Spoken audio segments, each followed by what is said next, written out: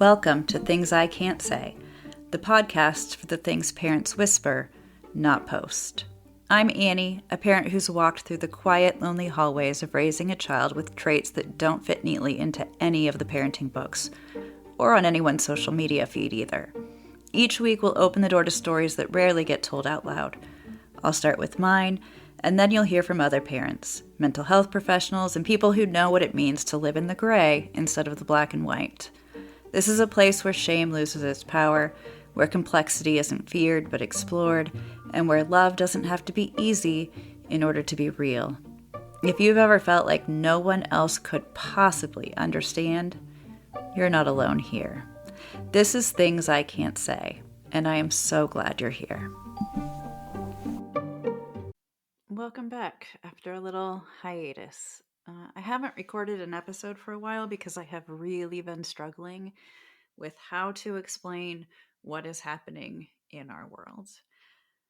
I feel like I don't understand what is happening, and if I can't explain it to myself, how do I explain it to you? I don't talk about it at all on other platforms because I can't explain it in a 1-minute video. No one would understand. I don't know if I can explain it in 15 minutes. But I'm going to try so people will have an understanding of where things are at. I think people believe that with what we have experienced, there is some, I don't want to say like final feelings, but that we feel a specific way at this point, that we have reached this place of we have specific feelings towards specific people based on what has happened. And I wish that were true. I wish that it could all be wrapped up in a little box tied with a bow like that emotions just felt final. Like, yes, these awful things happened. I feel angry. I feel disappointed. I feel upset. My daughter feels angry, disappointed, upset, whatever. And those are final feelings. Except it involves grief and trauma, and the emotions involved in grief and trauma aren't final.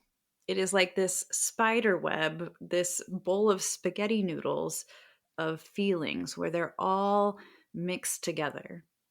And we have days here where what I hear during the day is, I want my brother back. Why can't we be a family again? Why can't we cancel the protective order that's in place? Why can't he come back home? I want my brother to come to my school play. I want my brother to be able to protect me from the bullies at school. I want my brother back. I wish I had never told you anything because then I could have my brother.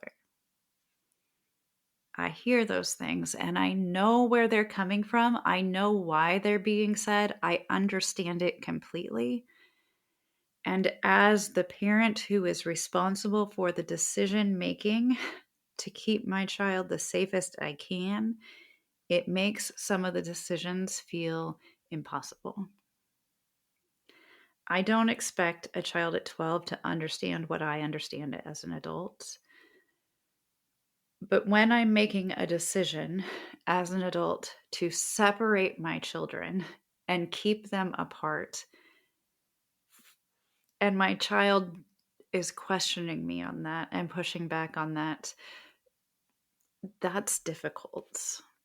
That feels like what we've been fighting forever, which is there are no right answers. There are no good decisions. There are no best steps. It is, I have to do the next best thing, but none of the next things are good.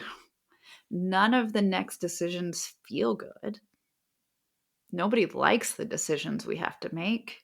We make them because they're the safest, next best option, but none of them are good choices.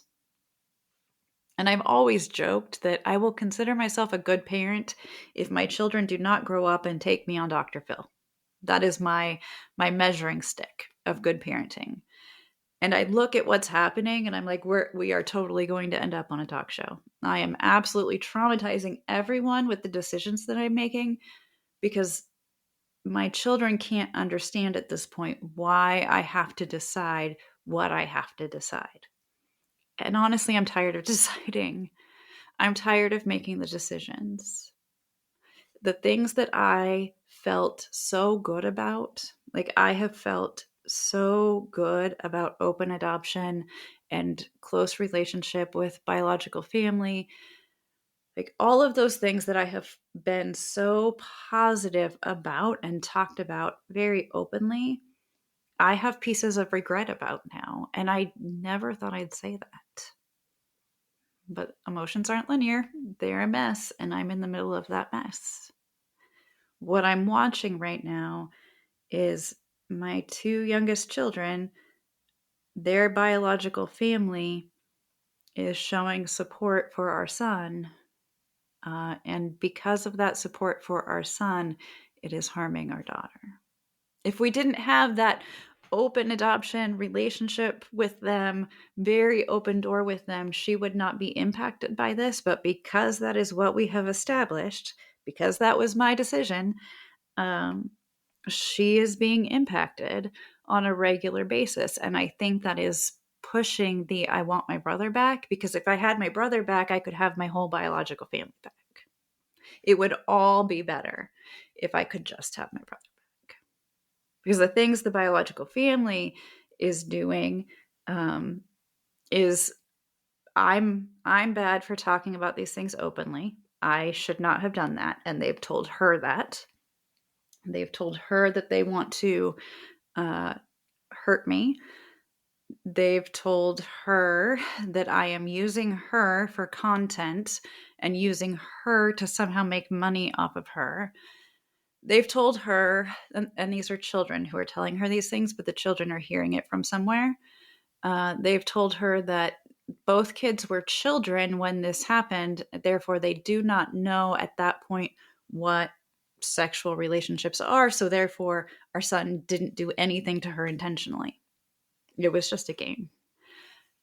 They've told her that our son did what he did and continued to make the poor choices that he has in order to get kicked out of our family so that she could have us all to herself. He did it all for her. Manipulation at its finest. So that's one whole section of the biological family that we have had to completely block from her because it got so bad.